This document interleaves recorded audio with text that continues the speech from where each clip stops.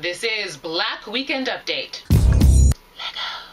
It has been 2 weeks since Malaysia Airlines Flight 370 went missing, and my heart goes out to all of those suffering with the loss of loved ones and unanswered questions. Black Weekend Update does not have any answers, nor do we have any further information about Flight 370, and I'm not ashamed to say so. Unlike CNN, where anchor Don Lemon actually utilized real television news airtime to entertain every outlandish notion he read on Twitter. Black holes and on and on and on, and all of these conspiracy theories. Let's look at this.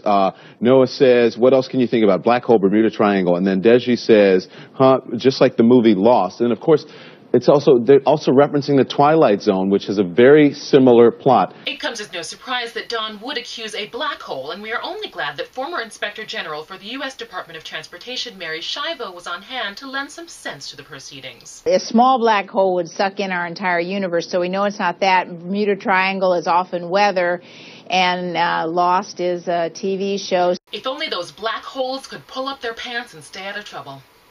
In an actress so talented and beautiful she'd be considered A-list if only she were white news, Sophie Okonedo.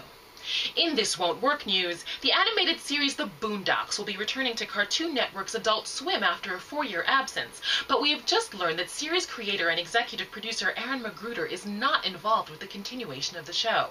This bombshell announcement leaves fans of the subversive and brilliant series wondering, WTF?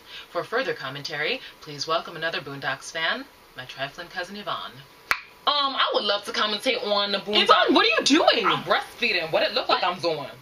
Okay, you know what? I just got into it with some dude on the bus. I'm not trying to hear this mess from you too, but breastfeeding is a natural thing the body do, and people just need to calm down. You eat when you're hungry, right? Well, so do the baby. And why you got something to say anyway? See, Pia, this is why people don't really be feeling you. You mad two-faced, yo. You act all open-minded and up with people and blase, but then you're gonna go have a problem with me breastfeeding, and you cannot even care about any kind of skin showing. With them low-cut tops you be wearing, Stevie Wonder can see more of your titty meat on any given day than you can see of mine right now, so don't come for me. But Yvonne, you don't have a baby. Whose baby is that? Oh, this Tamika's baby from up the block. She had to work an extra shift. Can you even breastfeed someone else's baby? Oh, here we go. You gonna act brand new like you don't even know that's possible? Like you don't know our history? Like you don't know in slavery times our ancestors had to breastfeed all them white babies, damaging their own nipples and losing titty meat and whatnot? That's some evil shit right there. Cause then in slavery times, they ain't had no more milk left for their own babies, and that's just sad. And don't nobody want a sad titty. So now we free to nurture our own babies, but I don't have a baby, so I'm gonna hook up my homegirl Tamika from up the block. How are you lactating? How are you lactating? Ugh, who even asks a question like that? What's wrong with you? Why can't you mind your own business? I can't even with you. Ooh, I'm sorry, baby.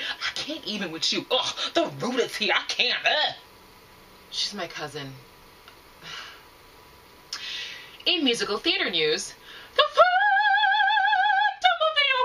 is black, y'all, or at least he will be soon. Producers announced this week that actor Norm Lewis will take over the iconic title role in the long-running musical Phantom of the Opera on May 12th, making him the show's first black Phantom in its 26 years on Broadway. Mr. Lewis is more than qualified to carry a major Broadway show, having 23 years of theater experience himself, which is, of course, trumped in the public eye by his 9-episode arc on Season 2 of Scandal. I would love to call this a leap forward for racial diversity in Broadway casting, but the white mask worn by the Phantom for almost the entire show makes it less of a leap and more like a baby step. Oh well, at least we're in the game. In There's a Hashtag on the Cover of Vogue news, there's a hashtag on the cover of Vogue. But that's not all. The word selfie makes an appearance as well. Former high-fashion periodical Vogue revealed its April cover on Friday, and joining the hashtag and selfie shout-out are, of course, Kim Kardashian's ass, the woman attached to it, and the man who loves them both. The internet went wild with both criticism of the couple and defense against the fashionistas declaring them unworthy of a Vogue cover. But the most important thing to Vogue is that the internet went wild, because who among us wants to do what they have experience in and are known for excelling at when they could just be popular on the internet instead? Actress Countess Vaughn appeared on The Doctors this week to share her story of suffering infections on her head, face, and scalp as a result of using glue and tape to affix her lace front wig. I was wearing it 24/7. 5 years later, the drama came in. The red flag was the oozing from my ears, from my forehead, the whole nape around my head, the pus. It had a horrible smell. I mean, I was just like, come on. A wig can make you sick? No, no way. No, No way, actually. Negligent hygiene and willfully ignoring an infection despite escalating symptoms? That's a different story. See, this is a wig. Harmless. This is a wig. This is a wig. This is a wig. And this is glue that I'm about to put on my head, except no, I'm not, because that's just not a very good idea. Joining me now for further commentary on the hair up there, please welcome basic cable televangelist and host of her own program, Sweet Jesus with Cookie Carter. It's Cookie Carter. Well, hello. I'm Cookie Carter, and I'm just so glad to be back. Praise him. Now, I've been praying and praying and praying for that poor bald girl, Duchess. Countess. Whatever. And I just think it's so sad that she would let a sin like vanity get in the way of her caring for her health. That's just the devil at work. That's all that is. Cookie, I think you and I finally agree on something. Oh, you think your eyeshadow's trampy too? No. I meant that I just hope everyone's taking care of their health first and not gluing on wigs for months at a time. Like, okay, I just shared with my viewers that I'm wearing a wig right now. I do happen to have great hair under there, but I wear wigs sometimes to change up my look, and also they save a lot of time when I'm filming. And you? And me what? Is there anything that you would like to share? Oh, yes, the word of the Lord. No, Cookie, you know, the Bible says that, anything you'd like to...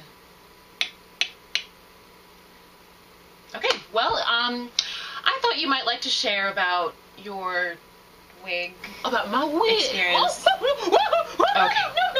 No. All right. Well, all right. This is not. I see we're playing this game. That's fine. It really doesn't matter. That's fine. Okay, well, thanks. Bye, Cookie. Okay, bye. No matter what hair we grow, purchase, wear, or don't, we don't need hair to be beautiful, and simply having it doesn't guarantee we'll look our best. And by all means, if anything about your wig or weave is causing your body to expel pus, make like Dave Coulier and cut it out. In other news of finger symbols from yesteryear, I'm too legit to quit. I'd like to end this episode with a magic trick. Do you know why? Because black girls are magic. This has been Black Weekend Update. I've been Black Pia Glenn. See you next time.